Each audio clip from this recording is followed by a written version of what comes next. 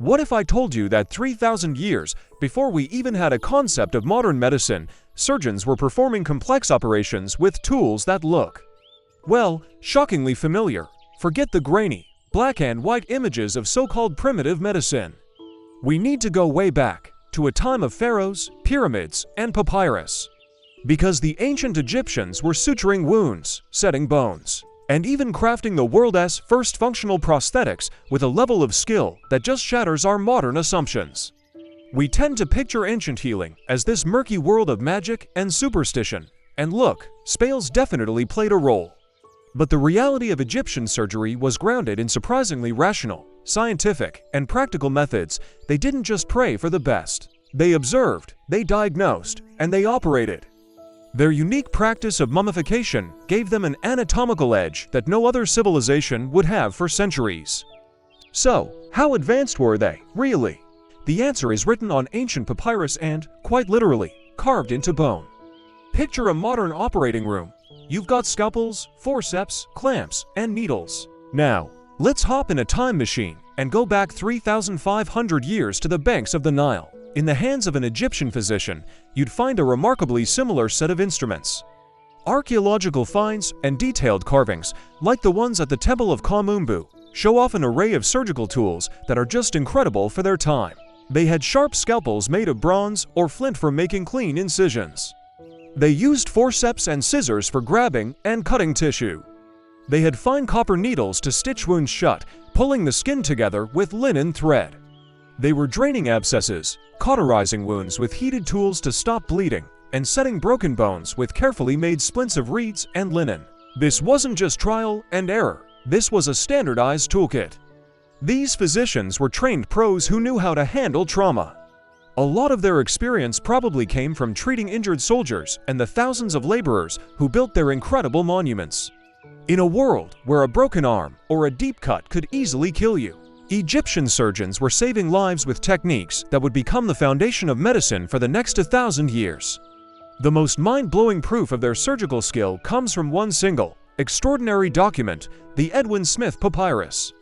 Dating to around 1600 BCE, this isn't a book of spells, it's a practical, methodical manual on trauma surgery. Many experts think it's a copy of an even older text, maybe from as far back as 3000 BCE. It is, hands down, the world's oldest surviving surgical guide.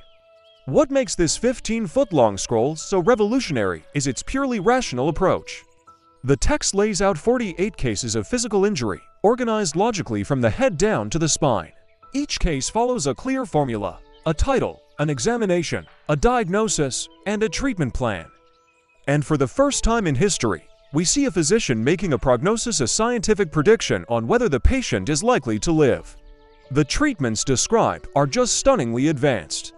For a gaping head wound with a skull fracture, it describes the first known observations of the brain's surface, the protective membranes called the meninges, and even the pulsing of cerebrospinal fluid. The knowledge of cranial anatomy shown here wasn't surpassed until Hippocrates, over 1,000 years later.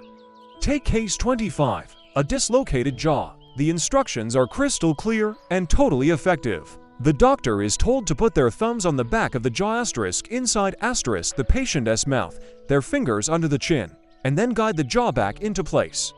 It's the exact same technique a doctor would use today. The papyrus also details how to fix a broken nose with linen plugs coated in grease and how to stitch a nasty gash on the lip. For spinal injuries, it recommended keeping the patient still, a core principle of modern trauma care. But what's truly incredible is the intellectual honesty of the text. An ailment with which I will contend, or an ailment not to be treated. The physician sorts each case into one of three categories. An ailment which I will treat. This reveals a deep understanding of their own limits. They knew when an injury was just too severe to fix. And in those hopeless cases, the focus shifted to making the patient comfortable. Magic was only brought in as a last resort, a total flip from most other medical texts of the time. If you're finding this trip into the ancient operating room as wild as I am, take a second to hit that subscribe button. We're all about uncovering the forgotten technologies and brilliant minds of the past, and we'd love for you to join our crew of history explorers. But the skills of Egyptian surgeons weren't just for trauma and broken bones. The evidence points to a surprising amount of specialization. Drop a comment below and let me know. And if you enjoyed this deep dive into ancient tech, make sure you like this video and hit subscribe for more adventures into the incredible history of human ingenuity. Thanks for watching, including some procedures that seem almost impossibly advanced for the ancient world. What do you think is the most impressive part of Egyptian surgery?